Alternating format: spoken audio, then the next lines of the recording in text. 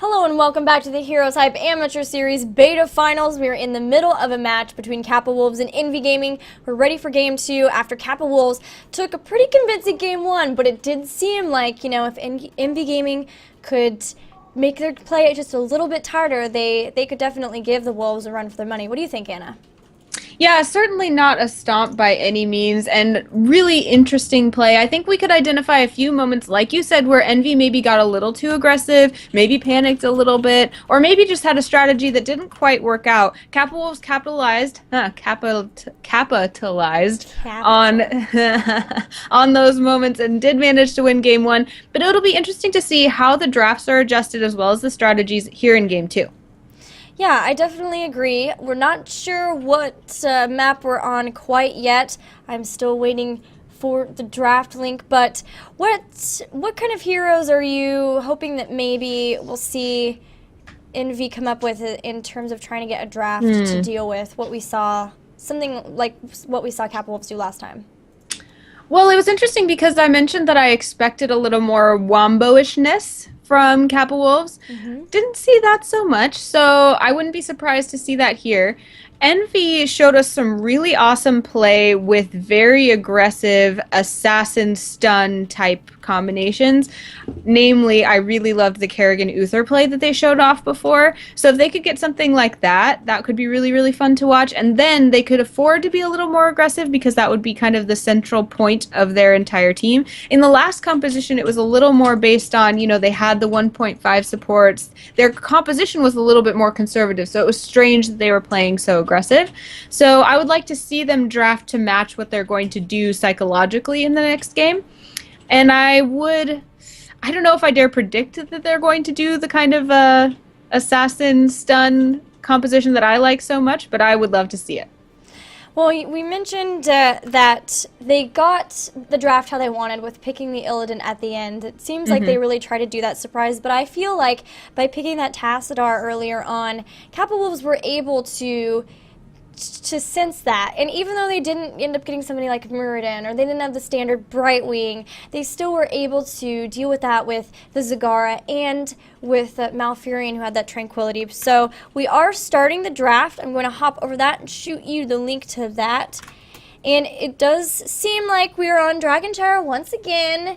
That's the team's going for more of these standard maps because, like we said before, money is on the line this time. So we've got Kappa Wolves banning Lost Vikings and Envy actually banning Kerrigan. No, why? Why, Envy? That's what I wanted you to pick. I know. I feel the same way, but we'll have to see if they've got something else up their sleeve as a result to that. But Kael'thas quickly being picked up by Kappa Wolves. Envy Gaming, first of all, prioritizing that Brightwing once again. And next, we'll most likely see them grab an assassin here, maybe Jaina. Yeah, they've liked Sylvanas after Brightwing, I think. They've done that a couple times, so I wouldn't be surprised to see that either. They like to have the pushability that comes with Sylvanas. But it is going to be Zagara, so Siege still, but a different kind of Siege. And a lot of vision.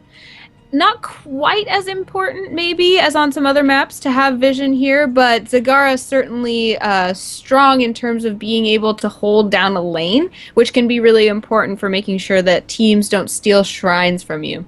Now, Kael'thas being first pick from Kappa Wolves, again, they are kind of following the get your damage dealers early and dominate with that, while Envy is following their prescribed support first, specialist, then damage dealer, then tank. So we'll see if the Kappa Wolves plays to that.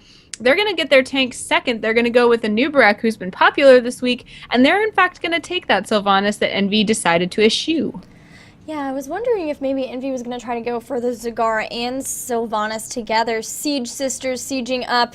I mean, all they would need is the tank to be full-blown Siege Sisters. But Kappa Wolves once again grabbing the Nubarak. So we've seen a lot of teams really favoring him as the tank. He's able to get out there, burrow in to the back line, drop a lot of stuns as well. And they've got, with a Kael'thas Sylvanas follow-up, that's pretty big. Envy going ahead and grabbing ETC. So deviating from their pattern just a little bit and also grabbing Zeratul. Whoa. Okay, so what we're seeing here is not a lot of dedicated damage. They're going to pick that last, and that could be cool, but it also could be dangerous. We see 1.5 support, tank, and or not, sorry, just one support.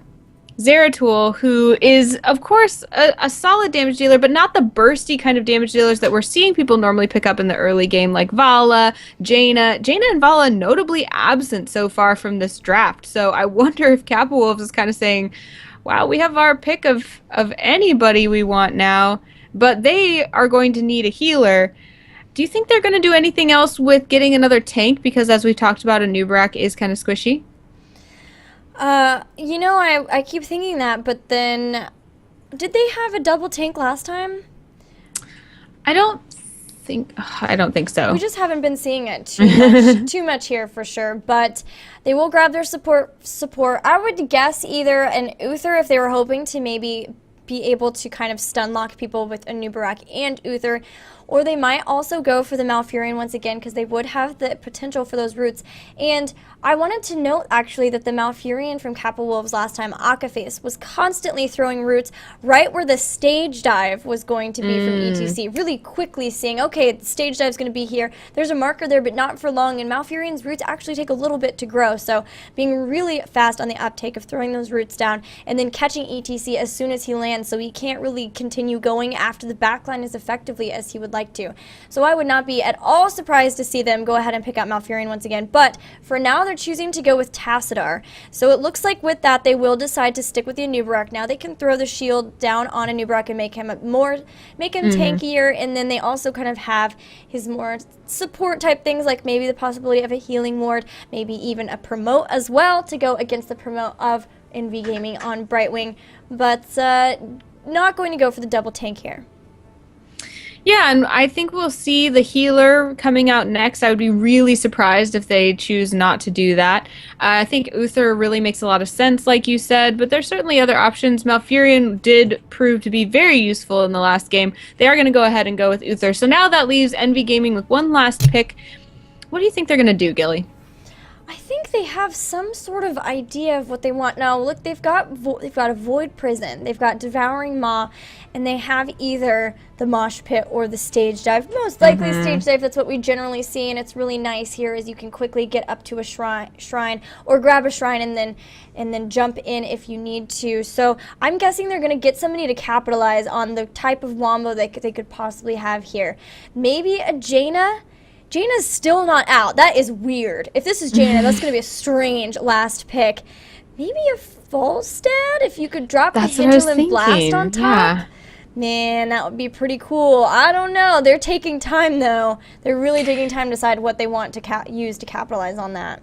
Well, Falstad would certainly have cool factor, but the thing that we talk about a lot in these games is that the Hinterland Blast Void Prison combo is kind of hard to hit. I mean, you really are setting yourself up there to be saying, okay, my skills are up to par enough that I can make this combination work.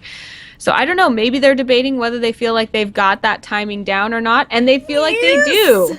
Awesome. Yeah, he can either throw the Hinterland Blast on top of the Void Prison. If they got a good Maw, they could also do that. But like you mentioned, both of those pretty difficult to be able to line up. The Void Prison one is, God, okay, I would probably say the Void Prison one's a bit easier because you can cancel it. You can cancel Void Prison. You can't cancel Maw, so you just have to know when it's going to be done. The Maw does pulse a couple of times before releasing, so you can kind of go off of that, but just a little bit off means that you will be dropping your heroic. The big amount of damage, in fact, that they will be relying on to capitalize on things like that, and it could be completely wasted.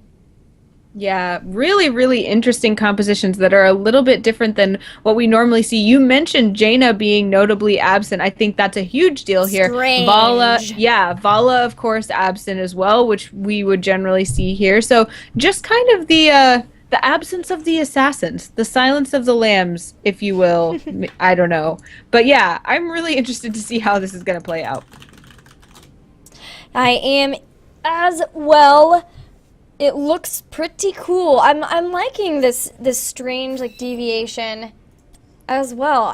I like seeing some change in the damage dealers that we're grabbing to. I'm going to pull you into the lobby, and it looks like the teams are the same color. Yes, thank you, teams. I love you, teams. Can we do that? That is awesome. So we will be loading into Dragonshire. That's another important thing to consider when looking at this. We've mentioned this before, but Dragonshire, oftentimes you're going to get into fights that are not going to be full 5-on-5 team fights. And Envy have this amazing advantage when it comes to being able to deny shrines. They've got Falstad who can fly in. They've got Brightwing who can teleport in a pinch to be able to at least even up the team members in that fight, or even create a favorable engagement where you have more team members there or not. And then they also even have ETC with Stage Dive if they decide to pick that as well. Yeah, and Gilly, I have to take a moment to point out, I think your favorite skin, perhaps, on Kael'thas there? It is the Stormpunk Kael'thas, looking great there. Somebody did point out to me, though, that his legs look a little funny. They look like action figure legs, the way they connect, but I don't really care. He's still got that awesome steampunk goggles and all of the stuff behind him, and he looks totally BA. And style points for him Totes for BA, sure. Gilly. Totes. Totes BA. Well, we are going to be on Dragonshire, and as casters, you know, we kind of have to sit back at the beginning of this map in particular, because a lot of times when you've got two evenly matched teams, you'll just see the bouncing heads against each other for a little while in this map. The reason for that is that the early game Dragon Knight is not enough to really risk anything over. It's going to be a lot weaker than the later game Dragon Knights. So we may see an early game attempt at a gank or at an early pick, but with these team compositions, I'm not thinking we're going to see that kind of aggression very certainly. Yeah, I think we will be seeing a lot more focus on push with that Zagara and Sylvanas for sure. But we have loaded in. Let's introduce the teams. We've got the Kappa Wolves once again in blue with Barcode playing Tassadar, Hawkfu on Anubarak, Big Impact playing Sylvanas, Fam on that Stormpunk Kael'thas, and playing Uther is Akaface. And for Envy Gaming, we have Monkey Lamps again on Brightwing, Insane playing ETC, Spagooter with Zagara, Dan Lee for 3 will play Falstad, and Crone will play Zeratul. I think this is the first time we've seen Zeratul in this week, Gilly. Yeah, we've seen him a lot less since the whole double bombs thing was nerfed a little bit, but we'll definitely see him roaming around trying to possibly get a gank, create a favorable engagement wherever possible. But it looks like Kappa Wolves are just trying to maybe figure out where their opponents are sitting, and for now it's mostly on top. Yeah, and we already see Spagooter laying down some creep carpet, really decorating that top lane to feel more like home. And we see 3 members of Envy in the top lane, so we are going to see some response from Kappa Wolves here. Oh, Anna, I see Seasoned Marksman on Zeratul, and I'm pretty excited. So, why are you excited, Gilly? So we casted the Enter the Storm qualifiers yesterday, and something we discovered was this team comp that I am just now realizing they have, this entire team comp. Oh my gosh, and Falstad's already died on bottom. I'm sorry, I'm just like freaking out because I just realized. So this team comp is totally a team comp where you try to get to level 10 and then you backdoor into your opponent's base. Zeratul sneaks in, and then you are able to phase shift, fly, Nidus Worm, and Stage Dive in and take out a keep really fast.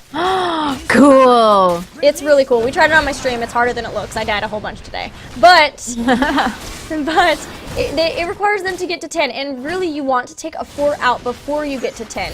So right now you notice they're doing that. They're up on top. They're trying to get a push, but Kappa Wolves are doing a really good job so far of denying that push. They haven't even started really putting damage on the turrets. But a big point of this, and what made me finally realize it, is because Zagara took a Demolitionist at level 1 instead of the standard creep build. That's so you can try to take out structures as quickly as possible. Yeah, Kappa Wolves, though, actually leading in experience and keeping those lanes pushed back. So they're not going to let that build happen without a fight. We see actually Kappa Wolves holding both shrines right now. Not for too long though, as Crone does go down and grab that bottom shrine. Again, teams are not going to be too concerned about grabbing the Dragon Knight right now, just about making sure that their opponents don't do it. What happened to Brightwing, Gilly? Oh, Monkey Lamps was so close to being able to survive, but a final shot from Fam on Kilthus did take her out. And now we do have a promote for Tassadar as well as the promote for Brightwing. And the Arcane Precision, so extra damage from Brightwing. They're really just trying to get this lane pushed, but they're having a little bit of trouble with it, and that's going to spell disaster if they want to continue to go for this this build that they're trying to do.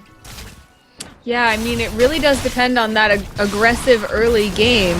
And so far that aggression has been heartily dealt with from Kappa Wolves. What do you think about the team composition that Kappa Wolves is rocking is making that so hard for NV Gaming to do what they want?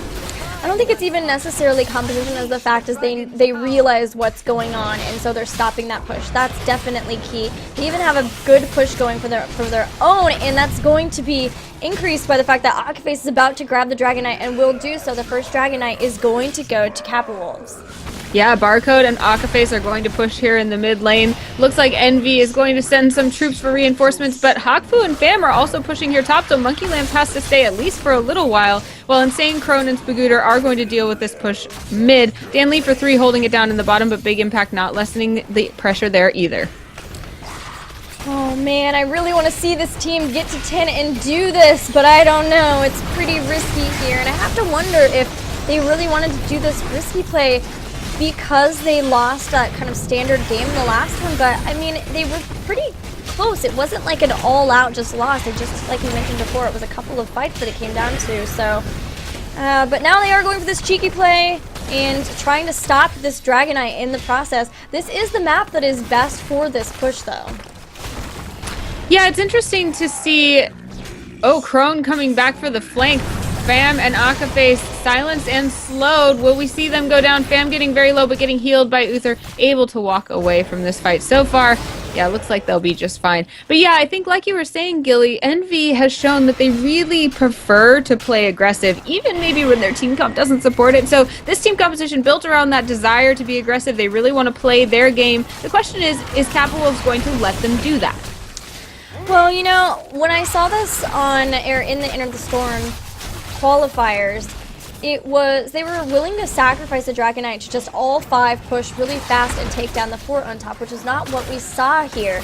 So they were playing a little bit more passively, not just like throwing everything into this composition like I saw before, but that may not be what they need to do as they're already getting behind. They're behind at least a level in experience. Their opponents are almost level 10. They're trying to stop this push here up at top, and we'll probably be able to make them go away as well, but look at what Tassadar grabbed. He got Mule. That's going to make it, they know what's going on. That's going to make it even more difficult to try to execute this. Yeah, and Kappa Wolves' structure is looking very, very healthy, Gilly, especially in the face of this push that's happening in the top lane, where a wall, 2 turrets are down, as well as some of the fort health, almost down to half health. So the push that we were anticipating from Envy actually going to Kappa Wolves right now in this early game.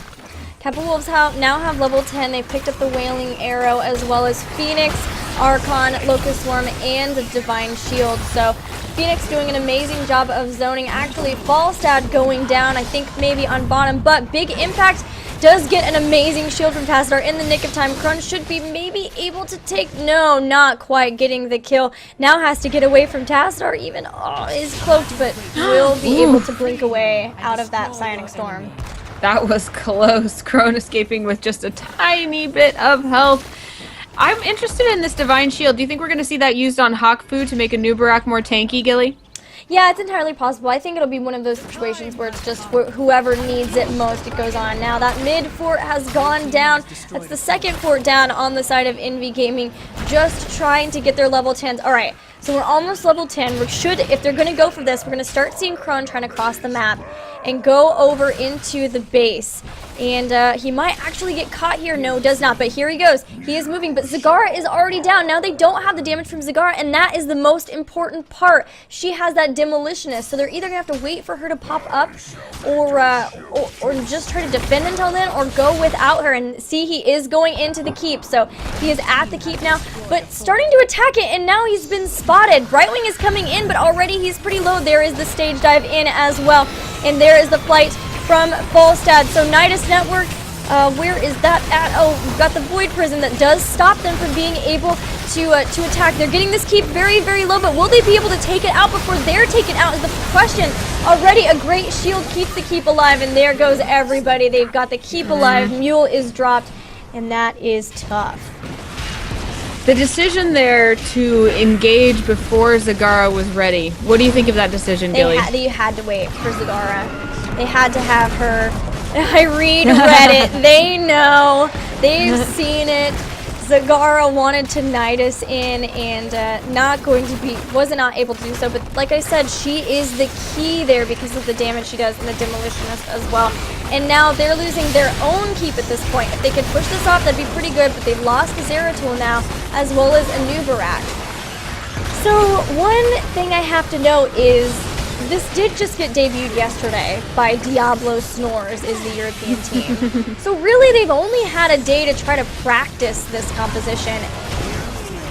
Oh man, that's rough. Falstad's down that now wailing too. arrow. I love when it lands like that. Feels so good for a Sylvanas player. Oh yes. So I want to try to describe a little bit more what's going on. So I mentioned that Zeratul goes in first. And then you've got the Nidus Network to get Zagara in there, the stage dive to get ETC in there. Blink heal for Brightwing. A lot of times we'll see Emerald Wind with it. Here they go. They're going to try this again. Here goes Kron. But they're watching for him. They know exactly where he's going to go because he wants to go toward the bot lane. They're going to catch him. They're going to be able to take him out. A great number of stuns. He blinks in, but it's not going to matter. You'll be taken out. Yeah, running toward the tower, probably not the best choice there either. Probably not. And then you have that Mighty Gust and the Void Prison so that you can just try to delay them from attacking you for as long as possible while you take out the structure. But we saw that with the Void Prison. Mighty Gust didn't quite come into play there. And now let's see. Is the keep... Oh, it's already almost healed up. Ugh.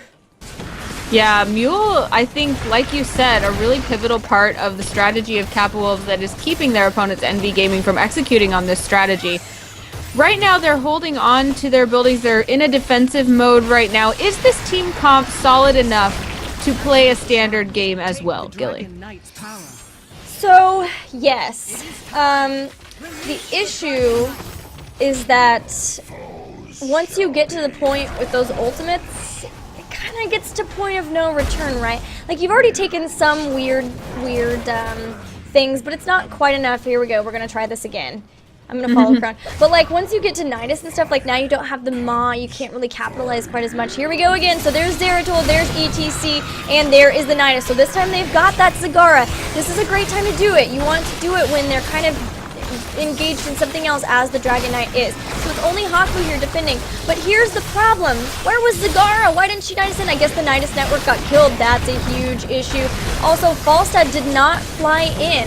And now, once again, they're down. The problem with this composition, you've got the Falstad, is you've got to make sure that Falstad is close enough because his flight isn't it's global. Not global. Yeah. So you got to be close enough so that you can get in there when it's the time. Ooh, was that some bee-walking from Akaface as he was chasing Falstad? Ooh, so BM.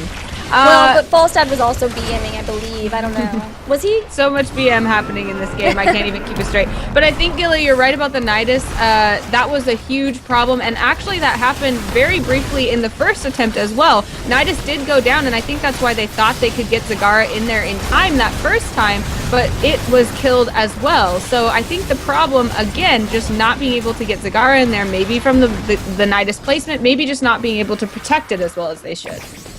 Yeah, they know that Zagara is the key there. She's the one that's going to deal a ton of structure damage. And now look at how it is, right? Kappa Wolves still have all of their forts up. There's only one keep left for Envy Gaming. They just now have their level 13 talents.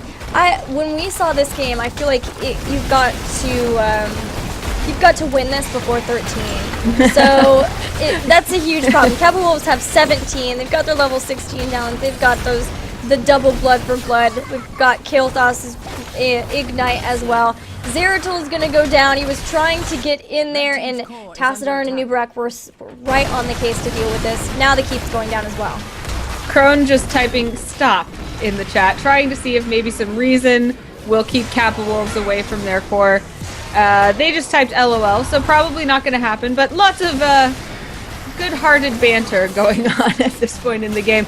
I think that NV is kind of looking at this and saying, what could we do to stave off this attack? Probably not much. We're level 14, our opponents are level 18. We don't have everybody up at any given time. We're trying very hard to defend, but even if we did, there are still so many buildings to get through on the side of Kappa Wolves. I think this is probably an indicator that the game will go to Kappa Wolves, Gilly. I mean, Envy were really banging on the idea that Kappa Wolves wouldn't know this strategy, but they obviously did. They knew exactly how to deal with it, and now they're losing their key or their core. So Kappa Wolves are going to defeat Envy here, and they will be moving on to the semifinals. What do you think of that strat, Anna? Is that your first time seeing it? It is. It is my first time. My question with strats like those, the thing is that I guess quote-unquote cheesy strategies, right? Sometimes they only work when the other team doesn't know them. So the question for me with those kind of strategies is always, can it work even if the other team can see it coming? Can you force, for example, if I'm Envy, can I force Kappa Wolves into a situation where even though they know this is what I'm trying to do, it can still work because I've forced them into a tough situation or I've left them out of position or something like that? For example, can I make sure that they're pushing in the top lane and it's going to take them too long to come back and deal with what we're doing? Or can I have something else pushing at the same time as I'm doing this cheesy attack? If that's the case, then I think it's a strong strategy. If it banks on the other team not knowing what you're doing, it's going to be short-lived and it's not going to be worthwhile. So my question to you, Gilly, is which of those do you think it is? Like I said, I think that if you are going to abandon the strat, it needs to be before you pick up your heroics.